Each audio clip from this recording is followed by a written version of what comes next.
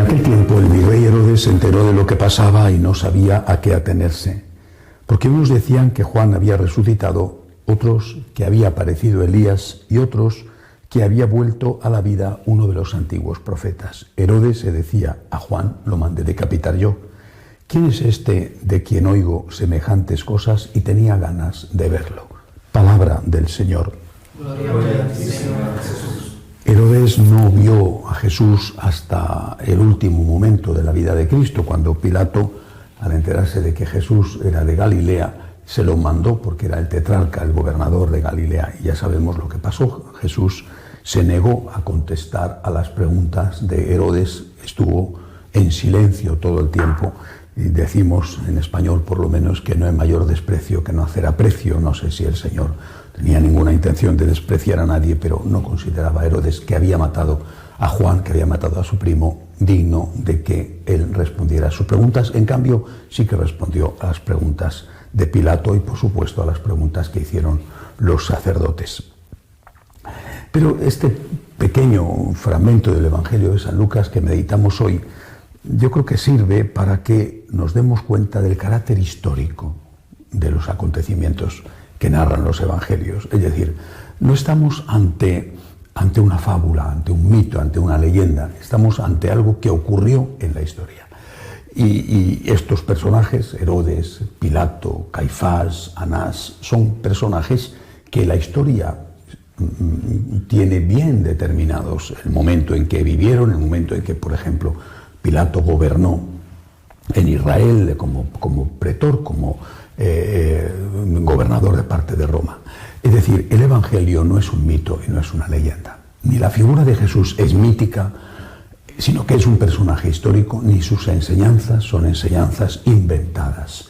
Las enseñanzas de Cristo son enseñanzas, las que conocemos a través de los Evangelios, son enseñanzas que de verdad el Señor dijo. Sus enseñanzas son verdaderas, tal y como aparecen en los Evangelios. Sus actuaciones son históricas, tal y como aparecen en los Evangelios. Y naturalmente las grandes actuaciones del Señor, como son su muerte, su resurrección, su ascensión al cielo y también los milagros que hizo.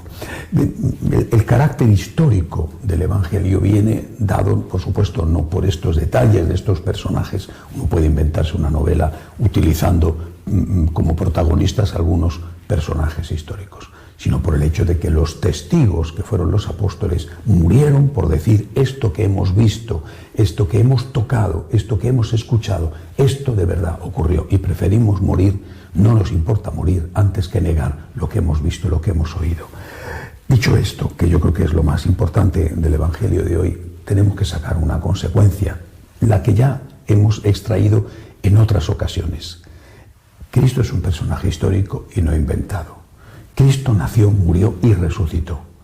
La prueba de que Dios estaba con él, certificando sus pretensiones de divinidad, son la resurrección. Esta es la gran prueba. Los apóstoles son los testigos de esto. Por lo tanto, el mensaje de Jesús es intocable. El mensaje de Jesús, tal y como está en los Evangelios, es intocable. Nadie tiene autoridad sobre el mensaje de Jesús. Nadie puede decir, ni un sacerdote, ni un obispo, ni el Papa, que no lo dice.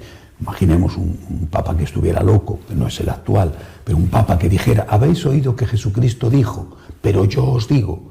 Evidentemente estaría poniéndose por encima del Evangelio, estaría negando la divinidad de Cristo. Nadie puede decir que el Evangelio está desfasado, que el Evangelio está pasado de moda, que el Evangelio tiene que ser modificado o que tiene que ser expurgado. Esto sí, esto no me gusta, esto hay que cambiarlo. Nadie puede decir eso. El Evangelio es la palabra de Dios.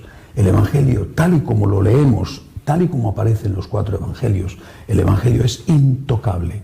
Y lo mismo que es intocable el Evangelio, es intocable la interpretación que se hace del mismo, que es esa interpretación, es la que llamamos tradición.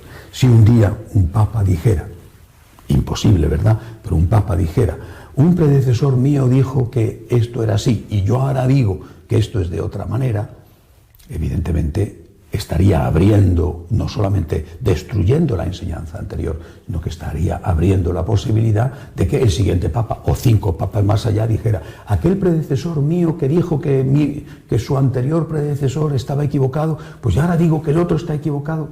Es decir, estaríamos sembrando la duda, porque si una cosa es verdad, tiene que ser verdad para siempre. Si una cosa es buena, tiene que ser buena para siempre. ¿Cómo podemos decir, esto era verdad hace 50 años y hoy es falso? Entonces, o no era verdad hace 50 años, o no es verdad lo que tú estás diciendo, que hoy que sí es verdad y acusando lo anterior de es falso. Si decimos, esto era bueno hace 50 años, pero hoy es malo, o al revés, esto era malo hace 100 años, pero hoy es bueno, es evidente que o tú te estás equivocando, o hace 50 años no era bueno, o hoy no es bueno. Por lo tanto, lo que se desprende de este Evangelio, repito, es que las enseñanzas del Señor son históricas, ocurrieron en la historia y son intocables. La palabra de Dios está por encima de todo y por encima de todos, porque solo a través de la palabra podemos conocer a Cristo, tal como está la palabra en los Evangelios, que son palabras de Dios, aunque sean escritas a través de la mano de un hombre.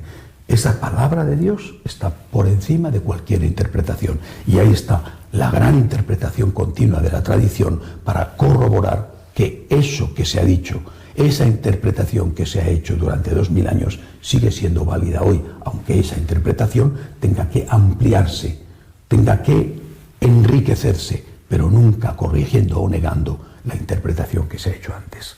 Que así sea.